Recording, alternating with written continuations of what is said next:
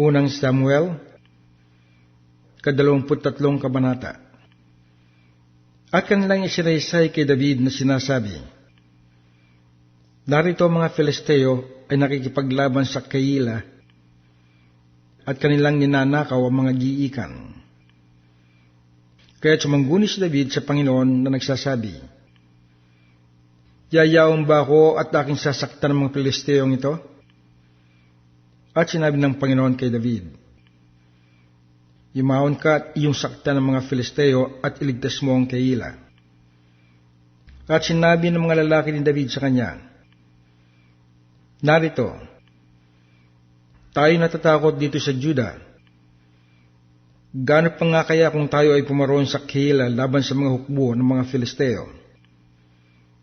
Nang magkagayos, mangguni ulit si David sa Panginoon.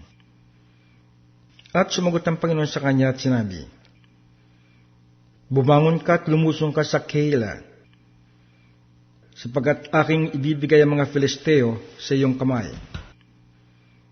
At si David at ang kanyang mga lalaki ay naparoon sa Keila at bumaka sa mga Filisteo, at dinala ang kanilang kawan at pinatay nila sila ng malaking pagpatay. Gayon, iniligtas ni David ang mga tumatahan sa Keila. At nangyari na makatakas si Abiathar na anak ni Ahimelech kay David sa Keila, na siya'y lumusong na may isang epod sa kanyang kamay. At nasaysay kay Saul na si David ay naparoon sa Keila. At sinabi ni Saul, ibinigay ng Diyos siya sa aking kamay sapagat siya nasadhan sa kanyang pagpasok sa isang bayan na mayroong mga pintuang bayan at mga halang. At tinawag ni Saul ang buong bayan sa pakikidigma upang lumusong sa Keila na kubkubin si David at ang kanyang mga tao. At naalaman ni David na nag-iisip si Saul ng masama laban sa kanya, at kanyang sinabi kay Abiathar na saserdote, dalhin mo rito ang epod. Nang magkagayon, sinabi ni David, O Panginoon na Diyos ng Israel, tunay na nabalita ng iyong lingkod na pinagsisikapan ni Saul na pumaroon sa Keila upang ipahamak ang bayan dahil sa akin. Ibibigay ba ako ng mga tao sa Keila sa kanyang kamay? Lulusong ba si Saul ayon sa nabalita ng iyong lingkod? O Panginoon na Diyos ng Israel, dinadalahin ko sa iyo na saysayin mo sa iyong lingkod. At sinabi ng Panginoon, siya ay lulusong. Nang magkagayon, sinabi ni David, ibibigay ba ng mga tao sa Keila ako at ang aking mga tao sa kamay ni Saul? At sinabi ng Panginoon, ibibigay ka nila. Nang magkagayon, si David at ang kanyang mga tao na 600 ay tumindig at umalis sa Keila at naparoon kung saan sila makakaparoon. At nasaysay kay Saul na si David ay tumanan sa Keila at siya'y tumigil ng paglabas. At si David ay tumahan sa ilang sa mga katibayan at nanira sa lupaing maburol sa ilang ng Zip. At nag-uusig siya ni Saul araw-araw, ngunit hindi siya binigay ng Diyos sa kaniyang kamay. At nakita ni David na lumalabas si Saul upang usigin ang kanyang buhay, at si David ay nasa ilang ng Zip sa gubat. At si Jonathan na anak ni Saul ay bumangon at naparoon kay David sa gubat at pinagtibay ang kanyang kamay sa Diyos.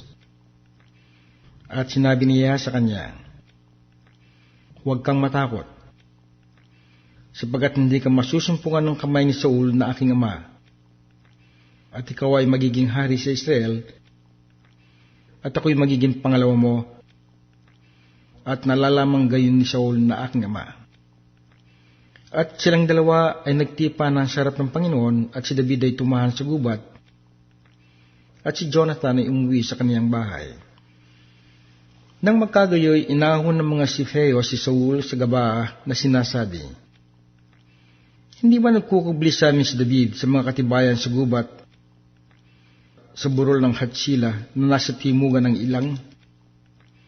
Ngayon nga, O Hari, lumusong ka. Ayon sa buong adhika ng iyong kalooban na lumusong, at ang aming bahagi ay ibibigay sa kamay ng hari. At sinabi ni Saul, pagpalain nawa kayo ng Panginoon sapagkat kayo nahabagi sa akin.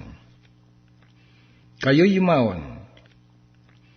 Isinasama ko sa inyo inyong turuling maigi at alamin at tingnan ang kanyang kinaroroonan at kung sino ang nakakita sa kanya roon, sapagkat nasa isa sa akin na siya nagpapakatalino. Inyong ang tingnan at alamin mga kublihang dako na kanyang pinagtataguan at bumalik kayo sa akin na may katunayan at ako'y parorong kasama ninyo at mangyayari kung siya'y nasa lupain ay aking sisiyasatin siya sa gitna ng lahat ng mga libo-libo sa Juda. At sila'y tumindig at naparoon sa Ziph na nagpauna kay Saul, ngunit si David at ang kanyang mga tao ay nasa ilang ng Maon sa Araba sa timugan ng ilang.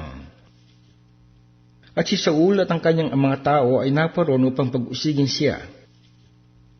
At kanilang sinaysay kay David. Kaya't siya'y lumusong sa burol na bato at tumahan sa ilang ng Maon. At nang mabalita ni Saul, kanyang hinabol si David sa ilang ng Maon. At naparoon si Saul sa dakong ito ng bundok, at si David at ang kanyang mga tao ay sa dakong iyon ng bundok. At si David ay nagbadaling umalis dahil sa takot kay Saul, sapagkat kinukubkub ni Saul at ng kanyang mga tao si David at ang kanyang mga tao upang sila'y hulihin. Ngunit dumating isang sugo kay Saul na nagsasabi, magmadali ka at parito ka, sapagkat ang mga Filisteo ay sumalakay sa lupain. Sa gayoy bumalik si Saul na mula sa paghabol kay David at naparoon laban sa mga Filisteo. Kaya't kanilang tinawag ang dakong iyon na Sela Hamaklekot. At si David ay umahon mula roon at tumahan sa mga katibayan ng En-Gadi.